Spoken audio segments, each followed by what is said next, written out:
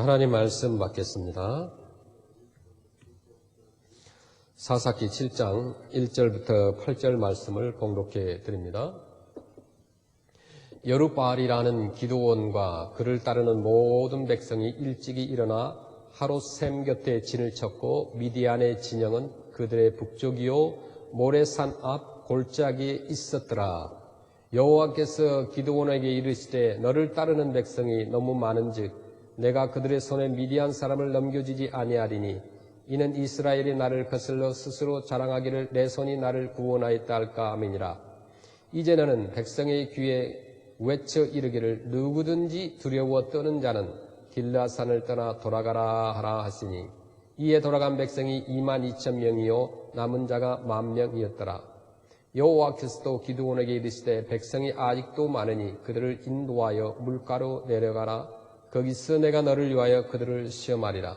내가 누구를 가리켜 내게 이르기를 이 사람이 너와 함께 가리라 하면 그는 너와 함께 갈 것이요 내가 누구를 가리켜 내게 이르기를 이 사람은 너와 함께 가지 말 것이라 하면 그는 가지 말 것이니라 하시니라.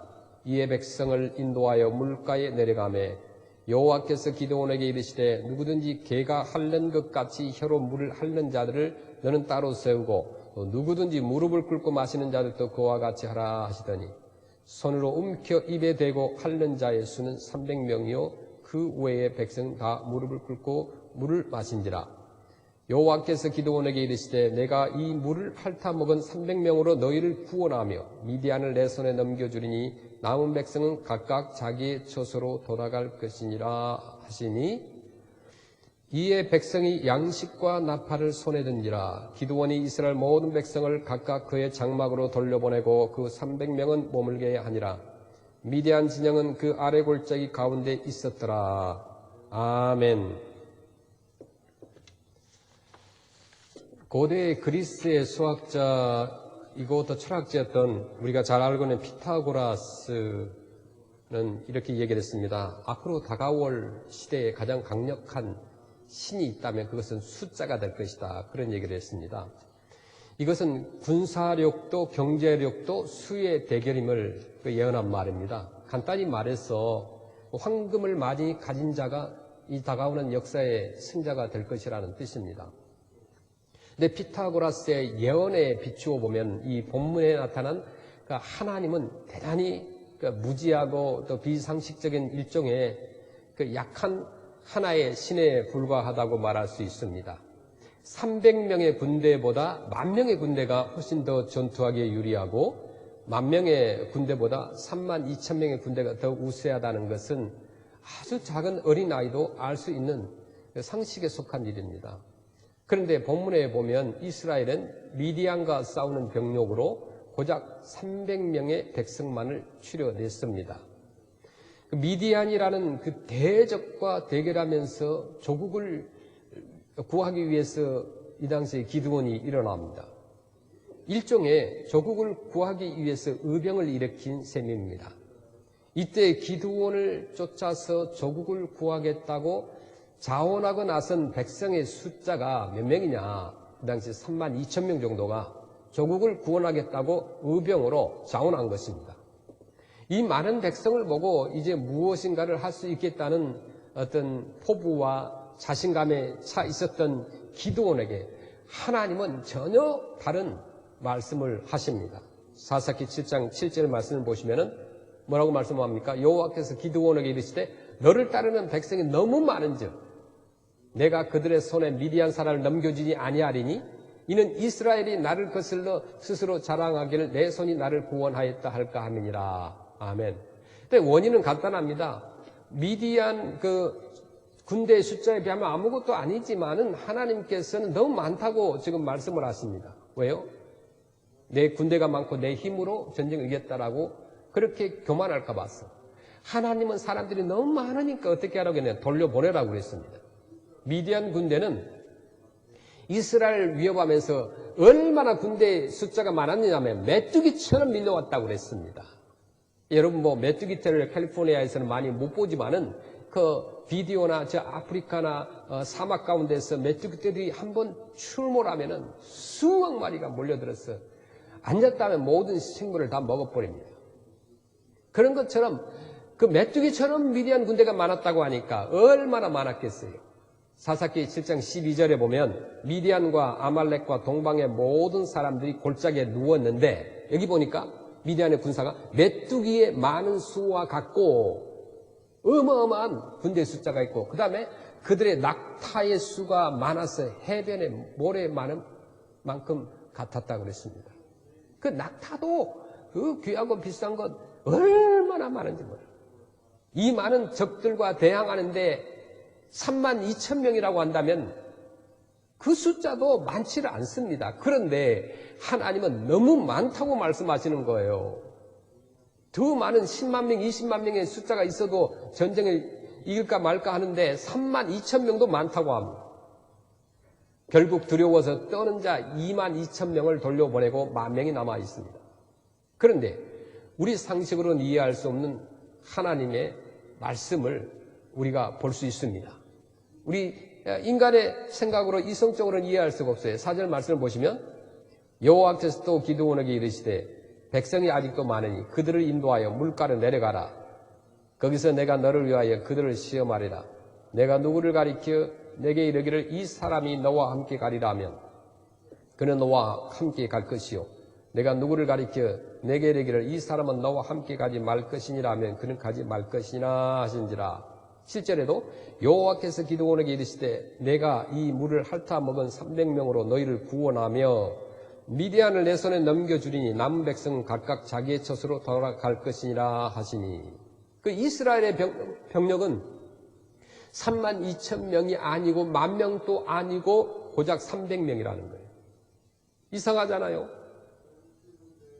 그 낙타가 바닷가에 모래알처럼 많고 그 미디안의 군사가 메뚜기처럼 그렇게 많은 병사들이 있는데 32,000명도 아니고 고작 300명을 줄이라는 거예요. 하나님께서는 이 300명을 통해서 역사하시겠다고 하는 이유가 있습니다. 그 이유가 무엇일까요? 우리가 생각하기에는 인원수가 많아야 전쟁을 수행하기가 수월하고 다양한 전술을 펼칠 수 있고 결국 승리할 것이라고 여겨지는데 왜 하나님은 적은 인원을 원하셨을까? 본문에서 이 세 가지로 은혜를 나누길 원합니다. 첫째, 그 원인은 뭐냐면 모든 전쟁의 승패는 하나님께 달려 있다는 것을 알려주시기 위해서 그렇게 하셨습니다. 사람의 많고 적음이 아니라는 거예요. 본문 2절 말씀 보시면 여호와께서 기드온에게 이르시되 너를 따르는 백성이 너무 많은즉 내가 그들의 손에 미디안 사람을 넘겨주지 아니하리니 이는 이스라엘이 나를 거슬러 스스로 자랑하기를 내 손이 나를 구원하였다 할까 함이니라. 아멘. 기드온이 사람을 모으자 어떻게 됐어요? 32,000명이나 되는 장정들이 모였습니다.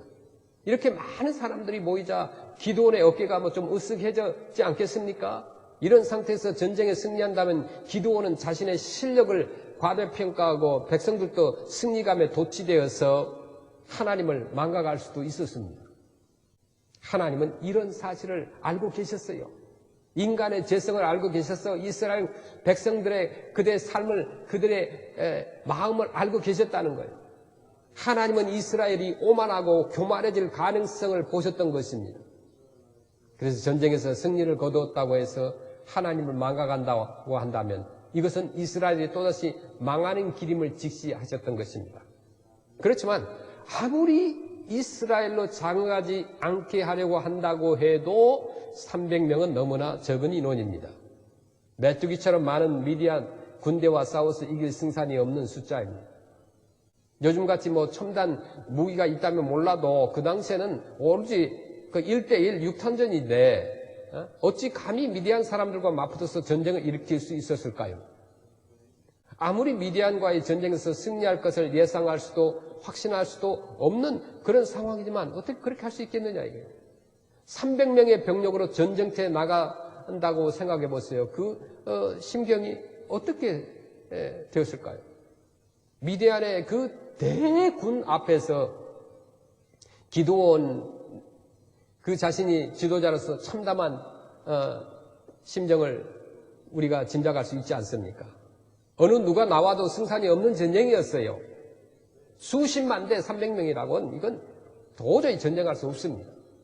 그렇기 때문에 기드온은 하나님의 도우심을 구할 수밖에 없었다는 것이죠. 주님이 도와주시지 않으면 전쟁에서 패배할 것이기 때문에 기드온이 기도하지 않을 수가 없었어요. 하나님은 이 겸손을 기드온에게 요구하셨던 거예요. 하나님은 때때로 똑같은 이유 때문에 우리의 삶을 가끔 난관에 처하게 하십니다. 바울이 겸손하게 된 이유는 뭘까요? 고린도후서 12장 7절에 여러 계시를 받은 것이 지극히 크므로 너무 자만하지 않게 하시려고 내 육체에 가시고 사단의 사자를 주셨으니 이는 나를 쳐서 너무 자만하지 않게 하려 하심이라. 그리고 고린도후서 12장 9절에 또 나에게 이르시기를 내 은혜가 내게 족하도다 이는 내 능력이 약한 데서 온전하여짐이라 하신지라. 그러므로 도리어 크게 기뻐함으로 나의 여러 약한 것들에 대하여 자랑하리니 이는 그리스도의 능력이 내게 머물게 하려 함이라. 아멘. 바울은 그 당시에 전 세계를 뒤흔들었던 정말 복음 선지자였습니다. 복음을 들고 다니면서 로마와 그 유럽과 저 아시아까지 세계에 큰 영향력을 미치고 있었던 사람입니다. 만약 그 바울에게 육체의 가시가 없었다고 한다면 스스로를 하나님 자리에 놓았을지도 모른다는 거죠. 하나님께서는 바울이 교만해질 위험성을 보셨습니다. 인간의 영악성을 보신 거죠. 그를 너무 자고하지 않게 하기 위해서 그의 몸에 가시를 주셨다는 겁니다. 육체의 가시가 그를 하나님께 더 의지하게 만들었던 결과를 만들었습니다. 바울에게 더 큰 축복을 내렸던 것입니다. 아무 고통 없이 편안한 삶 가운데서 교만하게 살다가 하나님과 멀어진 삶을 사는 사람들은 그 편안함이 오히려 그의 영혼의 해가 된다는 것입니다. 더욱 위대한 축복, 더욱 놀라운 은혜를 내리기 위해서 육체의 가시를 허락하신 하나님의 사랑을 우리가 깨닫기를 바랍니다. 3만 2천 명의 군대를 거느리고 당당한 승리를 거두는 것보다 300명의 군대가 하나님께 도움을 간구하는 이 겸손이 더욱 필요한 이유가 납득이 우리가 갔을 줄로 압니다. 바울과 반대되는 인물을 성경에서 한 사람 살펴보면은 그는 한 시대에 전성기를 달리고 있었던 왕이었습니다. 누구냐면 바로 바벨론의 느부갓네살 왕이었습니다. 우리가 생각하기에 느부갓네살 왕은 이방인이기 때문에 하나님을 믿지 않았다고 생각하지만 그는 이방인 왕이었지만 하나님을 경외하는 사람이었습니다. 그는 하나님께 기도드리고 하나님의 백성들을 존중해준 이방 나라의 왕이었습니다. 그런데 점차로 그의 왕국이 확장되고 주변 나라들 위에 위용을 떨치자 느부갓네살 왕의 생애에 최대 위기가 찾아옵니다. 그 위기는 나라가 강해지자 자기 자신을 하나님 이상으로 높이고 싶어 하는 유혹에 부딪혔다는 거예요. 왜 하나님은 적은 인원을 원하셨을까요? 두 번째는 교만하지 않도록 하기 위해서 그러신 겁니다. 다니엘서 4장 28절에 이 모든 일이 다 나 느부갓네살 왕에게 임하였느니라. 29절에 12달이 지난 후에 내가 바벨론 왕궁 지붕에서 거닐세. 30절에 나 왕이 말하여 이르되 이 큰 바벨론은 내가 능력과 권세로 건설하여 나의 도성으로 삼고 이곳으로 내 위엄의 영광을 나타낸 것이 아니냐 하였더니. 자, 오늘 조금 전에 읽어드렸던 이 말씀을 보면은 어떤 단어가 강조되어 있습니까? 나라는 단어입니다. 느부갓네살 왕은 처음에는 그러지 않았어요. 하나님을 섬기면서 겸손했습니다. 그런데 점점점 강성해지다 보니까 교만해지고 자신을 강조합니다. 자신의 업적을 자랑하고 자신을 영광스럽게 했다는 것입니다. 이때 하나님께서 느부갓네살에게 엄한 말씀을 하시는 것입니다. 왕자에서 쫓겨나서 짐승처럼 지내게 될 것을 예언하신 것입니다. 그리고 실제로 느부갓네살 왕이 그렇게 되었던 것입니다. 다니엘 4장 31절에 이 말이 아직도 나 왕의 입에 있을 때에 하늘에서 소리가 내려 이르되 느부갓네살 왕아 내게 말하노니 나라의 왕이가 내게서 떠났느니라. 32절에 네가 사람에게서 쫓겨나서 들짐승과 함께 살면서 소처럼 풀을 먹을 것이요 이와 같이 7대를 지내서 지극히 높으신 네가 사람의 나라를 다스리시며 자기의 뜻대로 그것을 누구에게든지 주시는 줄 알기까지 이르리라 하더라. 33절에 바로 그때 이 일이 나 느부갓네살에게 응함으로 내가 사람에게 쫓겨나서 소처럼 풀을 먹으며 몸이 하늘 이슬에 젖고 머리털이 독수리 털과 같이 자랐고 손톱은 새 발톱과 같이 되었더라. 하나님 자리에 자신을 두고 싶어하는 자아망상은 가장 위험천만한 유혹입니다. 주님께서 교만한 자를 대적하시고 겸손한 자에게 은혜를 주신다고 말씀을 합니다. 사람마다 이런 유혹이 있습니다. 누구에게나 그런 유혹이 있어요. 자기가 잘 나가고 조금 잘 되고 성공하고 이렇게 되면요 얼마나 교만해질지 몰라요. 그래서 주님께서 때때로 우리가 교만하여 하나님과 원수가 되기보다 하나님을 의지하도록 살도록 연약한 부분을 우리에게 남겨주신다는 거예요. 하나님의 자녀로 지내도록 우리에게 육체의 가시 같은 것을 주시는 것을 볼 수가 있습니다. 우리가 많은 달란트 그리고 많은 재산을 가지고 교만하기보다는 조금 모자란 듯 살면서 겸손히 주님을 의지하고 주님의 도구가 되는 것이 더 복된 일이라는 것이에요. 이것을 우리가 깨달아야 됩니다. 이런 까닭으로 주님께서 기드온에게 300명의 군대로 만족하라고 말씀하십니다. 이스라엘이 장악하지 않게 하려는 주님의 계획인 것입니다. 기드온이 300명의 군대를 거느리고 메뚜기 떼같이 그 무수한 미디안에 감히 도전할 수 있었던 비밀이 무엇이라고 생각합니까? 도저히 할 수 없는 일이라고 두 손 들고 포기할 수도 있는데 기드온은 하나님의 명령에 순종을 했습니다. 그 비밀은 기드온이 어떤 확신을 가지고 있었기 때문이라는 거죠. 기드온이 부하를 데리고 정찰을 나갔습니다. 그때 적군 2명이 꿈 이야기를 서로 나누는 거예요. 하니까 미디안 군사의 꿈 내용인즉 보리떡 한 덩이가 미디안 진으로 굴러 들어와서 한 장막을 쳐서 무너뜨렸다는 것입니다. 이 꿈을 해석하는 동료 병사의 말을 또 듣습니다. 사사기 7장 14절에 보니까 그의 친구가 대답하여 이르되 이는 다른 것이 아니라 이스라엘 사람 요아스의 아들 기드온의 칼이라 하나님이 미디안과 그 모든 진영을 그의 손에 넘겨주셨느냐 하더라. 그러니까 하나님이 기드온과 함께 하시기 때문에 자신들이 패배할 것이라고 적군들이 지금 병사가 꿈을 꾸고 그것을 해석해서 말을 하는 거예요. 적군의 입에서 이런 말을 들었을 때 기드온과 또 이스라엘의 사기는 아마도 하늘을 찌를 듯 했을 것입니다. 사사기 7장 15절에 보시면 기드온이 그 꿈과 해몽하는 말을 듣고 경배하며 이스라엘 진영으로 돌아와 이르되 일어나라 여호와께서 미디안과 그 모든 진영을 너희 손에 넘겨주셨느니라 하고 이스라엘은 비록 300명이라는 적은 숫자였지만 승리를 확신하며 전쟁터에 나갔습니다. 하나님께서 함께 하시며 승리하게 해주실 것을 믿고 힘차게 행군하였습니다. 주님이 함께 하신다는 약속을 믿을 때에 저와 여러분도 진정으로 어떤 역경도 두려워하지 않고 앞으로 나아갈 수 있다는 거예요. 이 전능하신 여호와께서 승리를 보장하심으로 기드온은 300명의 군대를 이끌고도 전쟁에 임할 수 있었다는 거예요. 도저히 상대할 수 없는 숫자지만 사람과 숫자로 보지 아니하고 믿음으로 보고 하나님 말씀을 믿고 나아갔던 그럴 때 하나님께서 승리하게 해주셨다는 거예요. 나의 약함을 고백하는 것. 주님께 의지할 때 승리가 있습니다. 내 힘으로 하려고 절대 하지 마세요. 내 힘과 능력으로 한다고 했을 때 다 실패가 됩니다. 하나님이 해주셔야 되는 거예요.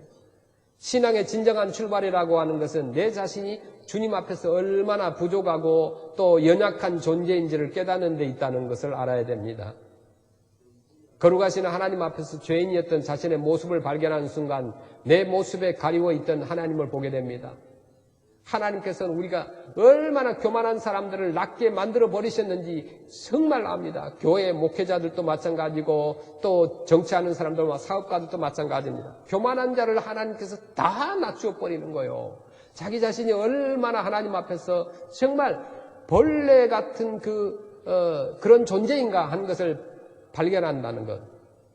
이것이 신앙의 첫 발자국이라는 거예요. 나는 아무것도 아니다 하나님 앞에서. 그 다음 단계는 이제 내 자신이 아니라 하나님만을 의지하는 믿음으로 고백하고 나아가는 것이 필요하다는 것이에요. 우리가 그런 기도가 필요합니다. 전능하신 하나님, 나를 창조하고 만물을 다스리시는 하나님, 나를 인도하시는 하나님을 정말 내가 믿습니다. 자기를 부정하는 고백은 하나님을 인정하는 고백으로 이어진다는 것이에요. 주님, 저는 죄인입니다.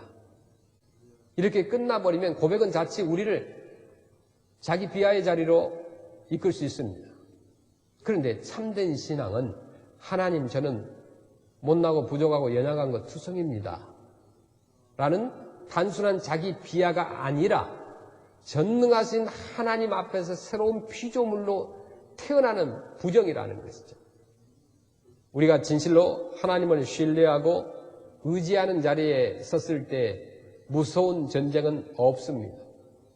우리 삶에 어떤 폭풍우가 닥쳐와도 하나님을 의지함으로 역경을 헤쳐나갈 수가 있다는 것입니다. 여러분은 자기 비하를 뛰어넘어 하나님을 신뢰하는 정말 그런 믿음의 자리에 서 있는가? 하나님이 기드온에게 300명만 데리고 전쟁에 나가게 하신 이유는 세 번째, 준비된 사람만 쓰시겠다는 거예요. 본문을 우리가 잘못 이해하면 하나님은 많은 사람을 싫어하시는구나, 소수 정예를 좋아하시는 분이구나, 그렇게 생각할 수 있습니다. 그러나 그렇지 않아요. 본문을 잘못 읽은 사람은 그렇게 해석할 수가 있어요. 하나님의 결정은 숫자가 많고 적음에 있지 않았다는 거예요. 만약에 32,000명의 군대를 지휘하면서도 기드온이 여전히 겸손했다고 한다면 문제는 달랐을 것이에요. 병사들의 수가 많아서 승리하는 것은 결코 아니라는 것이에요. 지도자가 전략을 잘 짜서 이길 수 있는 것도 아닙니다.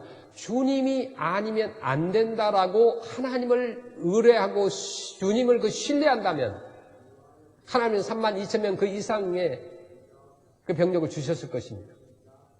기드온이 군사의 숫자 때문에 자만하고 교만해져 있었기 때문에 300명만 데리고 가라고 하신 것이에요. 문제는 숫자에 많고 적음에 있는 것이 아니라는 거예요.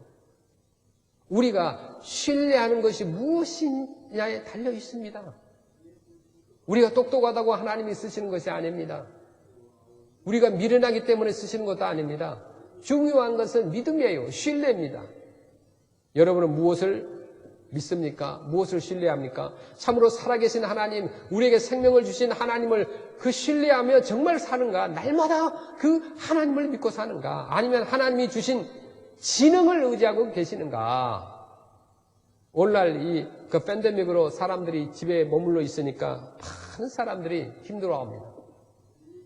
지난주에 이 지역의 목회자 모임을 줌으로 이렇게 하는데 이 지역을 위해서 늘 그 목회자들이 기도합니다. 그런데 우리가 살고 있는 이 지역에 지난 한 주간 동안마다 14건의 이 총기 사고가 있었습니다. 사람을 죽이기도 하고 강도도 하고 총으로 일어난 사건이 14건이 있었다고 하는 거예요.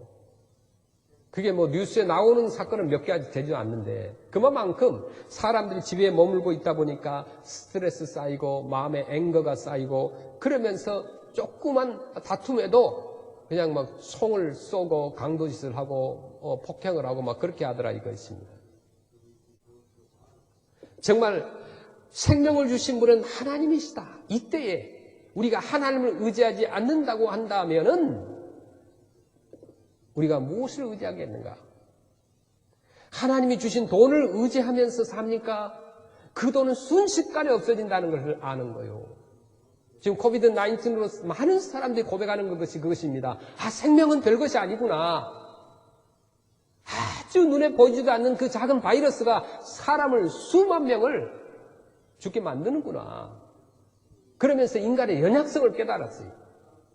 그렇게 잘 나가던 비즈니스 순식간에 문이 닫히니까 다 망해버리는 거예요. 그러면서 깨닫는 것이 뭐냐? 내가 가지고 있는 부와 명예 아무것도 하나님 앞에 아니더라라는 것입니다. 이것이 공통적으로 많은 사람들이 고백하는 것 중에 하나라는 것입니다. 하나님이 주신 지능을 의지하고 있다는 것 아무것도 아니에요. 우리 크리스찬들이 그 인생을 살아가면서 가장 신뢰하는 것이 무엇이냐? 하나님이 남기신 300명은 하나님만을 의지하는 사람이었다는 것을 깨달아야 됩니다. 그들은 준비된 사람이었어요. 이 어려운 시기에도 우리가 실패하고 좌절하고 비즈니스가 망하고 돈이 없고 직장을 잃었다 할지라도 하나님을 신뢰하는 것을 잊지 말아야 됩니다. 그럴 때 하나님께서 반드시 여러분을 회복해 주신다는 거예요. 우리 크리스찬들을 하나님께 이렇게 세워주신다는 거예요. 결코 실망하지 말고 정말 하나님을 끝까지 의지하시길 바랍니다. 하나님은 1년의 시험을 통해서 기드온이 데리고 나갈 300명을 조심스럽게 이렇게 선택을 하십니다. 어떻게 선택을 했어요? 일단 32,000명 중에서 두려워 떠는 자 22,000명을 돌려보냅니다. 그러고 나니까 10,000명 정도가 남았어요. 다 으쌰으쌰 나라를 구하자 하니까 다 나왔어요. 32,000명이 나왔어요. 근데 나와서 너희들 전쟁이 두렵냐? 그럼 집으로 돌아가라 하니까 다 돌아갔어요. 그래서 10,000명이 남은 거예요. 5절 말씀 보시겠습니다. 이에 백성을 인도하여 물가에 내려가매 여호와께서 기드온에게 이르시되 누구든지 개가 핥는 것 같이 혀로 물을 핥는 자들을 너는 따로 세우고 또 누구든지 무릎을 꿇고 마시는 자들도 그와 같이 하라 하시더니, 자, 이 말씀은 하나님이 죄하시는 사람들의 자세라는 거예요. 하나님이 선택한 사람들은 6절 말씀에 기록되어 있는데 어떤 사람을 선택했어요? 10,000명 가운데서. 자, 7장 6절에 손으로 움켜 입에 대고 핥는 자의 수는 300명이요. 300명이 어떤 사람이라고요? 물가에 데려가서 물을 마시는데 물을 손으로 움켜서 입에 대고 마시는 사람. 그 사람들 300명, 세보니까 300명이더라 이거예요. 그 외의 백성은 다 무릎을 꿇고 물을 마셨다. 그렇게 표현합니다. 물가에서 무릎을 꿇고 물을 마셨다. 이런 사람 다 탈락한 거예요. 손으로 물을 떠서 먹는 것은 어떤 의미가 있을까요? 경계처서를 풀지 않았다는 말입니다. 이 자세는 언제 어떤 위험이 닥치더라도 즉시 대처할 수 있는 그러한 자세라는 것이에요. 그런데 무릎을 꿇고 물을 마시는 사람은 경계처서를 풀고 있는 사람이에요. 아직 전쟁이 시작되지 않았지만 준비되어 있던 사람들이 하나님께 쓰임을 받았다는 것입니다. 아무리 사람이 많아도요, 그들이 준비되어 있지 않다고 한다면 그 많은 숫자는 의미가 없습니다. 그냥 그저 일이 되는 것이 아니에요. 준비된 자를 하나님이 쓰시는 거예요. 히브리 성경학자들은 무릎을 꿇었던 사람들을 돌려보낸 이유에 대해서 재미있는 언급을 했습니다. 아주 신빙성이 있는 해석은 아니지만은 일리는 있다고 생각합니다. 유대인들이 무릎을 꿇는 경우는 한 가지밖에 없다고 그래요. 언제? 하나님을 예배할 때라고 합니다. 하나님을 예배할 때 이 외에는 절대 무릎을 꿇지 않았다는 거예요. 그 외의 경우에 무릎을 꿇는다는 것은 올바른 신앙의 태도가 아니라고 생각을 했던 것입니다. 그런데 300명을 죄한 다른 사람들은 목이 마르다는 이유 때문에 쉽게 무릎을 꿇었다는 거예요. 그들은 신앙이 없었기 때문에 하나님께 쓰임받지 못했다는 설명이 될 수가 있는 것입니다. 기드온은 하나님의 말씀대로 조심스럽게 준비된 사람을 가려냈습니다. 물을 마시는 그 10,000명 가운데서 300명만을 선발을 했습니다. 물을 마시게 하는 것은 무엇이었어요? 테스트였습니다. 그런데 물을 마시고 있던 백성들은 자신들이 그 시험을, 테스트를 받는다는 사실을 잘 몰랐습니다. 그들이 물을 마시면서 시험을 받고 있다는 사실을 알았다고 한다면 얼마나 정신 차리고 물을 마셨겠습니까? 아직 전쟁이 터지지 않았다고 해서 나태한 자세를 취한다고 한다면 주님께 쓰임받지 못한다는 거예요. 비상사태는 아니지만 평범한 삶 가운데서도 늘 주님 앞에 준비된 모습으로 우리 신자들이 살아가야 될 줄로 믿습니다.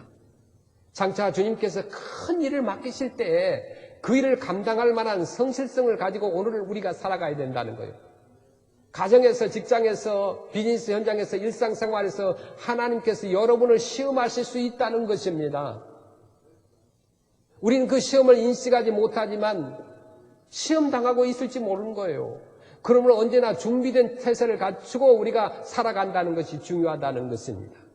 우리는 어떤 사람들은 시험이에요. 온라인 예배를 드리는 것도 시험입니다. 꼭 교회에 나와서만 예배를 드리고 그냥 참여만 했던 사람들에게 있어서는 이 온라인 예배가 힘들 수도 있어요. 그런데 이것이 하나의 테스트라는 거예요. 여러분의 신앙을, 여러분의 믿음을 테스트하는 거예요. 어디에 있든지 하나님을 경배하는 것인가 우리가 테스트할 수 있다는 것이요. 하나님께서. 위대한 개혁자 존 칼빈의 삶의 그 지표가 뭐였느냐면 코람데오입니다. 이 코람데오라는 말은 하나님 앞에서라는 말이에요. 칼빈은 이 말을 인생의 좌우명으로 삼았습니다. 하나님 앞에서 인생을 산다고 생각할 때 칼빈은 함부로 말하고 행동할 수 없었습니다. 언제나 주님 앞에서 경건하게 살았던 것입니다. 우리 역시 칼빈처럼 하나님 앞에서 부끄럽지 않게 행동해야 한다는 것이죠. 하나님은 일상생활 가운데서 우리를 시험하십니다. 아주 작은 부분까지 성실하게 우리가 감당해야 됩니다. 그럴 때 하나님이 우리를 멋지게 사용할 것입니다. 여러분은 지금 얼마나 주님 앞에서 성실한 모습으로 서 있는가? 하나님께서 의미 없는 32,000명보다도 준비된 300명을 원하시는 뜻을 우리가 깨달아야 됩니다. 오늘날 크리스찬들의 수가 날로 더해가는 것은 구원받은 영혼이 늘어가는 것이므로 기쁜 일입니다. 그러나 숫자만 많은 것이 좋은 일은 아니라는 거예요. 중요한 것은 훈련된 일꾼이 얼마나 되느냐인 것입니다. 저는 이것을 뼈저리 느낀 게 뭐냐면 금요일 날에 이렇게 우리가 푸드를 나눠줍니다. 그런데 한 번은 많은 사람이 왔어요. 많은 사람이 도와준다고 왔는데 도움이 안 되는 거예요. 딱 훈련된 사람 2사람만 있으면 저랑 3명만 있으면 다 해결되는데 많은 사람이 와도 막 그냥 사람만 많지 그걸 어떻게 해야 될 것인지 훈련이 안 되니까 뒤죽박죽되고 오히려 혼잡스러운 것을 볼 수가 있었습니다. 우리 안에 복음을 위해서 헌신하고 예수 그리스도의 이름을 드러내고 주 예수 그리스도를 증거하기 위해서 목숨을 내어놓을 수 있는 300명이 필요한 시대입니다. 이 시대를 책임지고 예수 그리스도를 믿는 자답게 살아가고 있는 크리스찬들을 하나님께서 요구하신다는 거예요. 우리 예수님의 제자 하나님 외에는 아무것도 두려워하지 않고 복음을 전하는 일에 생명을 내놓는 300명의 우리 그리스도의 진정한 제자가 이 시대에 필요한 기도원의 군사라는 것입니다. 여러분도 이 대열에 들기를 원하는가? 크리스찬들의 그 모습 있는 그대로 가지고 있는 재능을 다 발휘해서 하나님 앞에서 성실히 생활하시기를 간절히 바랍니다. 주님께서 우리의 뛰어난 능력이나 재력을 원치 않으십니다. 우리 몸을 헌신하고 구체적인 이웃에게 관심을 갖고 말씀을 통해서 그들을 섬기고 사역하기를 원한다는 거예요. 특별히 교만하지 않고 겸손하면 하나님께서 승리하게 해주실 줄로 믿습니다. 우리 모두가 주님의 영광을 위해서 살아가는 귀한 하나님의 성도들이 되시기를 주의 이름으로 축원합니다. 아멘.